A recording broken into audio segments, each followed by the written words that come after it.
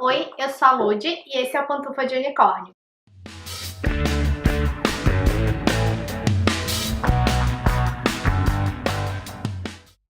Hoje a gente estreia mais uma série nova no nosso canal, que é Senta que lá vem história. Mas antes de continuar o vídeo, eu preciso contar, porquê, desse nome. A minha formação, na faculdade é em História. Eu fiz uma graduação e fiz um mestrado em História, e isso é um assunto que eu sempre gostei. Quando eu decidi fazer e passei na universidade, eu escutei muito dessas piadinhas, inclusive na própria família, do tipo, ai, o que você vai fazer então? Contar histórias? Sempre vinha assim, sabe? Então, primeiro, não seja essa pessoa. Independente de qualquer profissão no caso, às vezes não vira profissão o que você escolhe fazer na universidade, mas independente do curso que a pessoa resolver fazer, não seja essa pessoa que faça essa piadinha. Então, o que eu resolvi fazer? Transformar essa piadinha em uma nova série pro canal. Essa nova série vai se chamar Senta que lá vem história, porque eu vou contar aqui algumas histórias pra vocês. E eu decidi começar esse novo vídeo com outro assunto, essa nova série, com outro assunto que eu gosto bastante, que é programas culinários. Eu sou fascinada com programas culinários. E nesse primeiro vídeo, para falar de história e comida, eu vou usar o programa Chef's Table. Ele é um programa, uma série documental original da Netflix, que hoje tá na 6ª temporada. A primeira temporada estreou em 2015, e no começo desse ano, acho que em abril, estreou a 6ª temporada. Ela já teve uma ramificação, que é o Chef's Table França, e teve uma das temporadas, dessas 6, que ela foi dedicada aos confeiteiros. No começo ela tinha, acho que até a 4ª temporada, ela tinha 6 episódios, e depois ela passou a ter 4 episódios dessas 2 últimas temporadas. Geralmente, cada temporada ela contava com uma chefe mulher, e os outros eram chefes homens. E aí depois, acho que nessas últimas 2 temporadas, com 4 episódios, eles equilibraram com 2 episódios com chefes mulheres, 2 episódios com chefes homens. Inclusive fica aqui a dica, de fazer uma temporada de Chef's Table só com chefes mulheres, E assim, a própria dinâmica do programa ela foi mudando. Porque no começo eram chefes só com estrelas Michelin, chefes renomados e tudo, com restaurantes hiper conhecidos. E essas 2 últimas temporadas eles tiveram mais, acho que um viés político, social ali, e incluíram chefes que em outras temporadas eles não incluiriam, como foi a chefe Christine esqueci o sobrenome dela, Christine Martinez. Vale só lembrar que a concepção do Chef's Table é ele acompanhar o chefe, falar da história dele, acompanhar a formação própria do chefe, até o restaurante que ele tem, os restaurantes, eles foram mudando o viés de concepção, tanto que nessas 2 últimas temporadas, acho que foi na 5ª, teve a chefe Christine Martinez e o chefe turco Musa, vou pegar aqui para ler sobre o nome dele, porque nem lembro eu vou saber pronunciar. Ele é um chefe turco, Dagdeviren. Mas se tiver interesse é só procurar pelo chefe no Chef's Table, o nome dele é Musa. Musa de Musa mesmo, escreve Musa mesmo.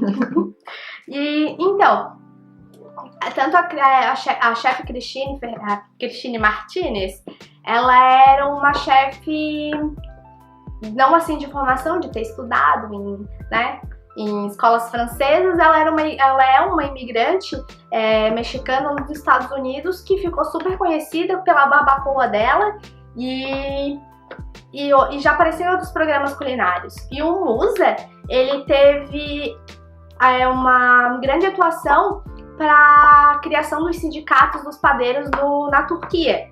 E aí depois ele foi perseguido, precisou sair, então tá mostrando ali, alguns chefes com viés ali, não que os outros não tivessem, mas eles fugiram do padrão dos chefes de estrelas Michelin.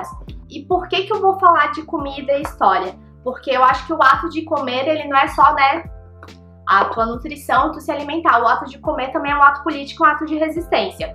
E muito e a gente, né, acaba às vezes não percebendo, mas que muito da história e da política dos países, né, a política interna, a política externa, acaba afetando na forma das pessoas se alimentarem, né, e o que elas consomem.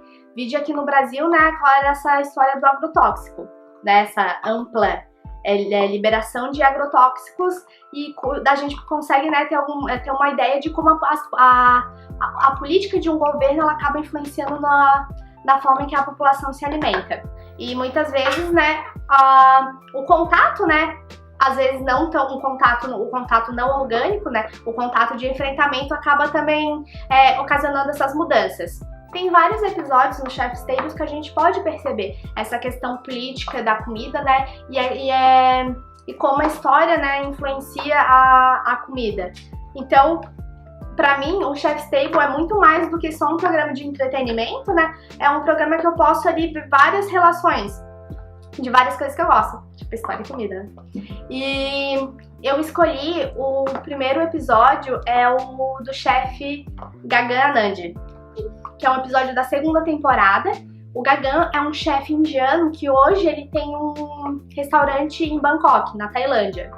E aí, né, a série acompanha a história dele, né, e as percepções que ele tem sobre comida. E aí na Índia, ele coloca, né, que a comida é muito mais do que o comer, né? Ela transforma e ela também causa, ele fala, né, causa conflitos e mortes, como na Índia eles têm um grande enfrentamento entre os hindus e os muçulmanos por causa da carne suína e da carne bovina, né? Então a comida ela extrapola, né, o fato de sentar à mesa e fazer uma refeição. E ele também coloca, né, que muito que isso é algo bem comum. Muitas coisas que a gente fala, acha que é tradicional de um país, de uma culinária. Por exemplo, a Alemanha, o chucrute e o schnitzel. E assim, eu tô dando só um exemplo, né, bem generalista, mas pra gente ter uma ideia que a gente vai formando na nossa cabeça algumas opiniões, né, de que cristaliza algumas opiniões de que aquilo é tradicional do país, quando muitas vezes ele nem é tradicional daquele país. Quer dizer, agora né, porque as pessoas transformaram como tradicional, mas na verdade ela é tradicional porque um monte de coisa aconteceu para que ela se transformasse em tradicional. No caso da Índia, quando a gente pensa, né, em culinária indiana, o que a gente pensa? Em tikka masala, isso não sou eu que tô falando, tá? É o Gagan no episódio. Ele fala em tikka masala, no pão naan e no curry. No caso do pão naan, ele falou que não era tradicional indiano, era um pão persa, que após o contato, né, entre os dois povos, acabou passando, né, para os indianos. O tikka masala, ele ainda coloca, o masala nem existia na Índia. Isso se tornou tradicional indiano depois da colonização britânica no país. E ele coloca, os indianos tomavam lassi, que é tipo de um iogurte. E o curry, ele usa especificamente, né? O curry é uma palavra britânica que foi inventada. Não existia curry no dialeto, não existia curry na língua hindu. E os britânicos davam nome de curry para tudo que era ensopado. Isso acabou sendo difundido, né? Foi ali transformado em algo tradicional e que a gente não contesta. E ele começou a contestar isso. Não só ele, né? Mas ele traz essa bandeira, né? De que ele quer fazer a culinária tradicional, né? Ele queria fazer uma culinária que não fosse uma culinária indiana depois da colonização britânica.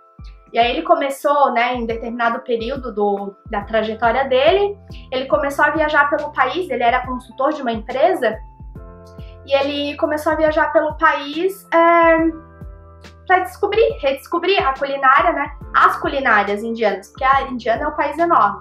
A Índia é um país enorme.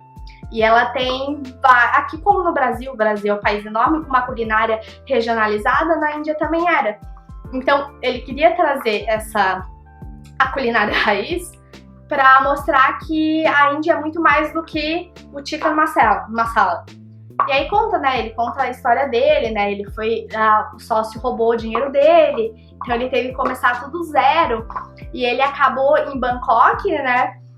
Abrindo um restaurante, conseguindo abrir um restaurante, né? Depois de estudar, né? Ele tinha a família dele vinha de uma família pobre. Quando finalmente o Gagan, ele conseguiu, né? Ele conseguiu ir pra Tailândia, né? E abriu não, né? Ele começou a construir o restaurante dele. Em Bangkok teve um conflito ali político entre a oposição e o governo, e as pessoas foram pra rua e teve conflito, né, armado mesmo. Ele disse que as pessoas destruíram o restaurante dele, porque usaram o restaurante dele ainda estava em processo de construção. Então pegaram muitas das coisas que iam utilizar para terminar o restaurante dele, eles utilizaram no confronto, tipo cano, pedaços, né, da fachada, destruíram total. Então ele demorou ali teve que adiar a inauguração do restaurante dele. E então a ideia que ele tinha de fazer uma culinária indiana progressiva, porque ele fala que as pessoas têm uma ideia de que a culinária indiana é aquela culinária caseira e não conseguem visualizar a culinária indiana como, por exemplo, um processo como um menu de degustação. Ele disse que acho que foi em 2016, que foi lançada a segunda temporada. Ele disse que tinham pessoas que iam no restaurante dele e falavam que ele deturpava a culinária indiana, porque as pessoas estão acostumadas com ali, né, com um padrão, muitas vezes que vem sendo reproduzido, né, ao longo da história, e elas às vezes se recusam a abrir para essa nova experiência. Só a título de informação, o restaurante do Gagan, ele ganhou em 2015 com um dos 50, ele ficou em 10 em 2015, ele ficou no 10º lugar dos 50 melhores restaurantes do mundo. E ele diz que o sonho dele ainda é abrir um restaurante na Índia. Quando eu pesquisei, né, antes de gravar esse vídeo, pelo que eu vi, ele ainda não tinha conseguido, ele ainda tá na Tailândia. Mas acho que já abriu em outros lugares. Então, mas ainda falta a Índia. Quando, né, o Gagan teve esse problema com o restaurante dele, ele acabou dando um passo para trás e colocando no cardápio, isso, só lembrando, ele tem um restaurante em Bangkok, então as pessoas quando iam lá, esperavam que ele tivesse a culinária indiana, a culinária que as pessoas estão acostumadas a conhecer, o chicken masala, o pão naan, o curry, e aí ele falou, então, para eu conseguir ali cobrir as minhas contas, né, e conseguir pagar ali as minhas dívidas, eu vou botar isso aqui no cardápio. Então foi o que ele fez. Ele começou com esse cardápio que ele considera, né, um cardápio, aqui estou eu dizendo, né, um cardápio genérico da culinária indiana, para poder pagar as contas dele. Afinal de contas, é o que as pessoas esperavam quando iam comer lá. E aí, quando o programa está sendo gravado, ele, né, estão na gravação dele de uma reunião com a equipe, e ele disse que aquela é a última semana que ele vai ter aquele cardápio, que a partir daquele momento ele ia fazer o que ele queria fazer mesmo. Que era uma culinária, né, indiana de degustação, uma culinária tradicional anterior à colonização britânica. Então, a gente, quando vai num restaurante, né, principalmente quando a gente viaja, a gente tem um costume muito de pedir, vou comer a comida típica. Primeiro que eu particularmente não utilizo a palavra típica, porque a típica, ela acaba cristalizando muito a comida, né, a culinária naquele período, naquela região, naquele país, sendo que aquela culinária tem influência de um monte de lugares e de um monte de vários tempos históricos. Tem um pessoal que, quando a gente trabalha com culinária indígena, eles falam muito de comidas típicas, e a gente tenta tirar esse conceito deles de que o típico exatamente, ele faz um engessamento ali de uma comida que às vezes não era dele, e ele aí foi, né, trazida ali, plantada como se fosse dele, e aí ele começa a gente dizendo que aquilo pertence àquilo. Exatamente. Não necessariamente. Geralmente tem outros fatores exteriores que influenciaram para que aquela comida fosse típica. E aí eles continuam ali perpetuando aquilo como típico. E aí isso causa até brigas, né? De pra ver aquelas coisas do país tal, país tal briga pela origem do... tipo isso, sabe? E aí cria essas coisas assim tola que não faz sentido. Porque a comida é muito influenciada por conflitos, por fronteiras, por migração. Sim, trocas, então não faz sentido, quer dizer, na minha concepção não faz sentido utilizar o típico da forma que as pessoas utilizam, né? Nessa versão engessada de uma culinária.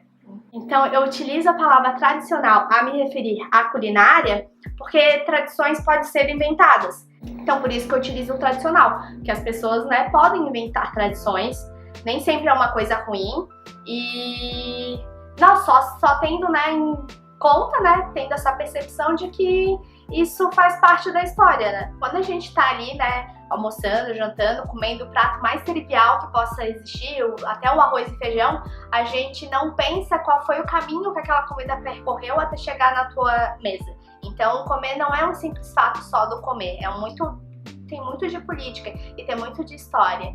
E por isso, pra mim, né, o Chef's Table, ele é muito mais do que uma série documental. Pra mim, ele é não só um programa de entretenimento. Pra mim, você pode perceber vários viés. A alimentação, ela consegue transformar um povo. E como os povos começam até a utilizar essa alimentação como forma de resistência.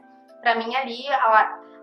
O que o Gagan tá fazendo, né, de tentar trazer essa culinária progressiva que ele fala, é uma forma de resistência, porque eram coisas ali que as pessoas estavam se perdendo, né, porque quem sabe isso são as pessoas mais velhas, geralmente, tem essa culinária tradicional, e as pessoas velhas morrem, quer dizer, não só as velhas, né, desculpa, não. E muito desse conhecimento não é passado pro papel, então ele tentou fazer esse trabalho, tá, ele está tentando fazer esse trabalho de ressignificar essa culinária e trazer essa culinária para as pessoas mais novas, que só tenham conhecimento da culinária pós-colonização britânica.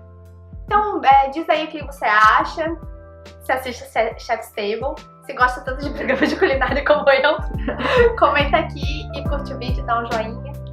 É isso, gente. Beijo.